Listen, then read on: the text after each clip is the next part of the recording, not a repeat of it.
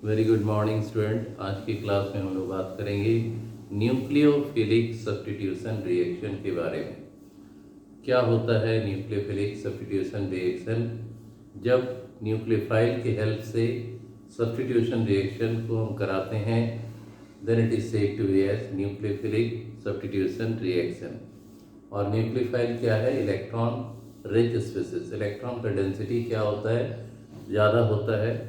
और nucleophilic substitution reaction अगर हम हैलो अल्केन में बात करें तो इसे दो कैटेगरी में क्लासिफाई किया गया है। पहला SN1 रिएक्शन और दूसरा SN2 रिएक्शन। SN1 रिएक्शन का फुल फॉर्म है S for substitution, N for nucleophile, 1 for first order. तो ये SN1 रिएक्शन है, 2 स्टेप प्रोसेस है। पहले स्टेप में रिएक्टेंट मॉलिक्यूल का बॉन्ड ब्रेक होने के बाद कार्बोकेटायन रिएक्शन इंटरमीडिएट का फॉर्मेशन होता है। ये स्लो स्टेप है। और सेकेंड स्टेप में जो न्यूक्लियोफाइल है वो कार्बोकेटायन को इंटरैक्ट करके फाइनल प्रोडक्ट बनाता है। क्योंकि फर्स्ट स्टेप में केवल रिएक्टेंट मॉलिक्यूल का पार्टिसिपेशन होता है और रिएक्टेंट मॉलिक्यूल यहाँ पर क्या है? Hello alkane.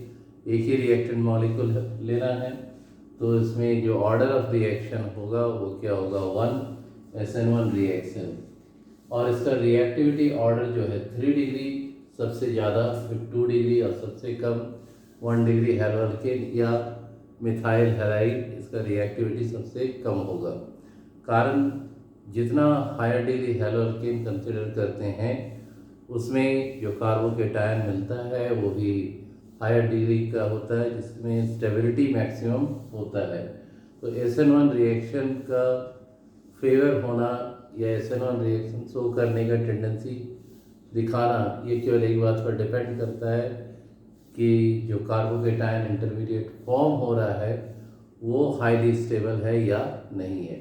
कभी कभी SN1 रिएक्शन में रीअरेंजमेंट भी होता है कार्बोकेटायन का, लोअर डिग्री से हायर डिग्री में कन्वर्ट किया जाता है। In general SN1 reaction 2 step process है।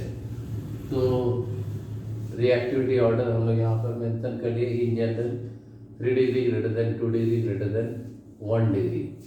और SN2 रिएक्शन में nucleophilic substitution reaction of second order, और इसका रेट जो है वो रिएक्टेंट और रिएजेंट दोनों की कंसंट्रेशन पर डिपेंड करता है। और सिंगल स्टेप प्रोसेस है, कोई रिएक्शन इंटरमीडिएट का फॉर्मेशन नहीं होता है।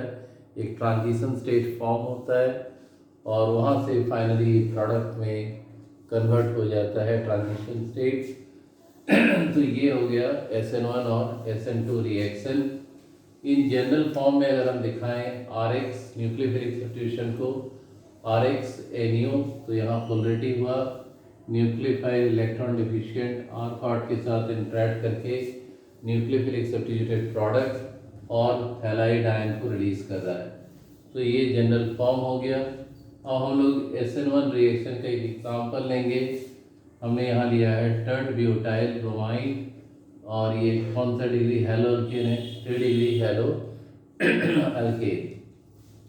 KOH एक्वस के साथ कराना है तो प्रोडक्ट क्या होगा? टर्ट ब्यूटाइल अल्कोहल, क्योंकि Br बाहर निकल रहा है और OH माइनस वाला जो पार्ट है वो इंटरैक्ट करके टर्ट ब्यूटाइल अल्कोहल यानी 3 डिग्री अल्कोहल फॉर्म कर रहा है। जैसा हैलो अल्केन लेंगे वैसा अल्कोहल हमें मिलेगा।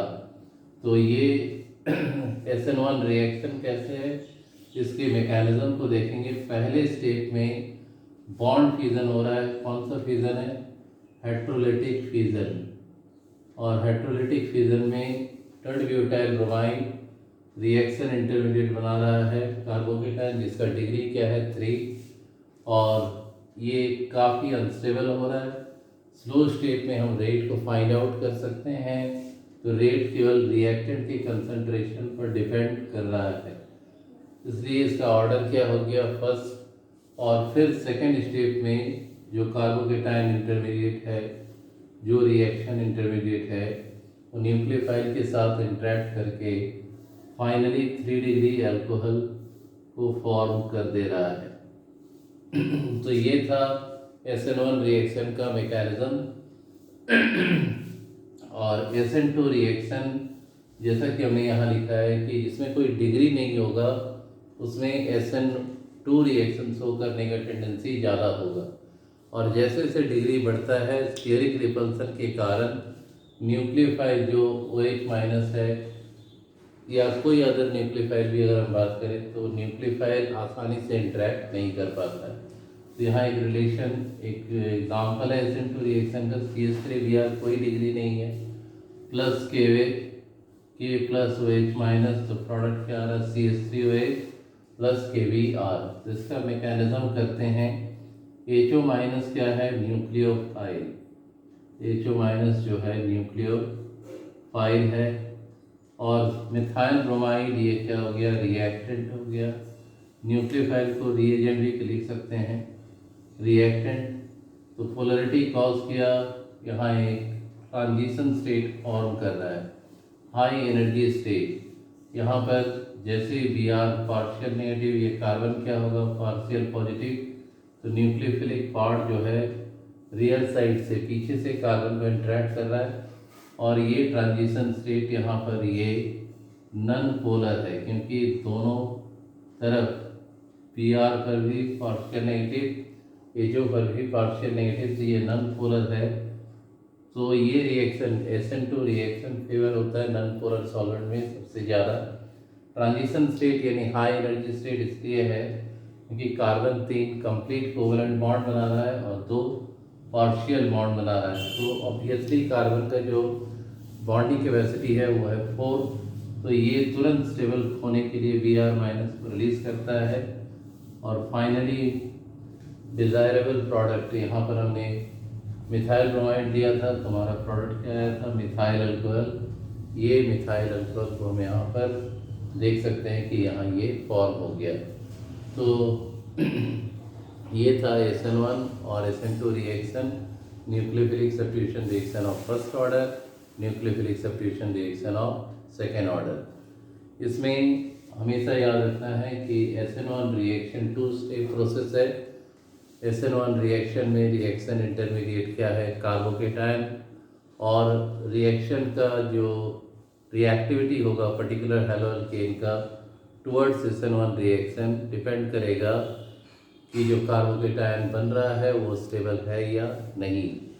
SN1 रिएक्शन फेवर्ड होता है पोलर सॉल्वेंट में, यानी वैसे सॉल्वेंट जिसका डायपोल मोमेंट ज़्यादा होता है, डाइलेक्ट्रिक कांस्टेंट वैल्यू ज़्यादा होता है, तो वहाँ पर SN1 रिएक्शन शो होता है। SN1 रिएक्शन में रिएक्शन इंटरमीडिएट का रीअरेंजमेंट भी हो सकता है to convert lower degree carbocation into higher degree carbocation. और ठीक इसका अपोजिट होता है SN2 रिएक्शन।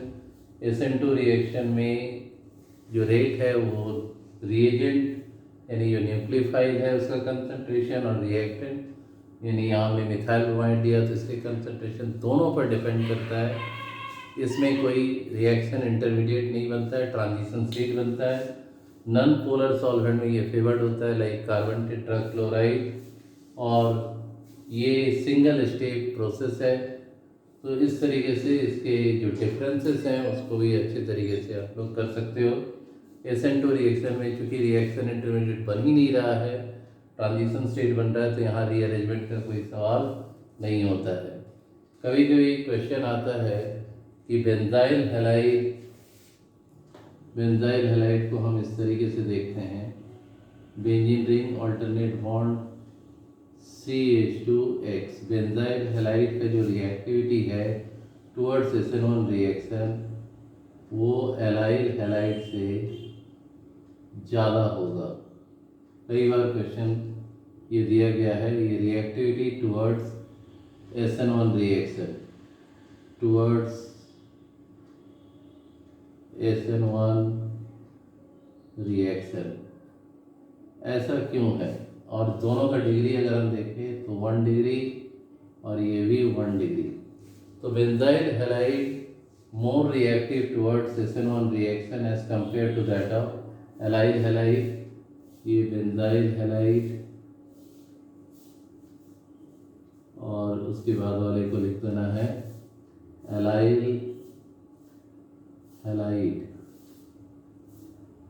क्यों ज़्यादा रिएक्टिव होता है? तो इसका आंसर बहुत ही सिंपल है कि जैसे ये बॉन्ड ब्रेक किया बेंजाइल हैलाइड का, तो बेंजाइल कार्बोकेटायन मिला,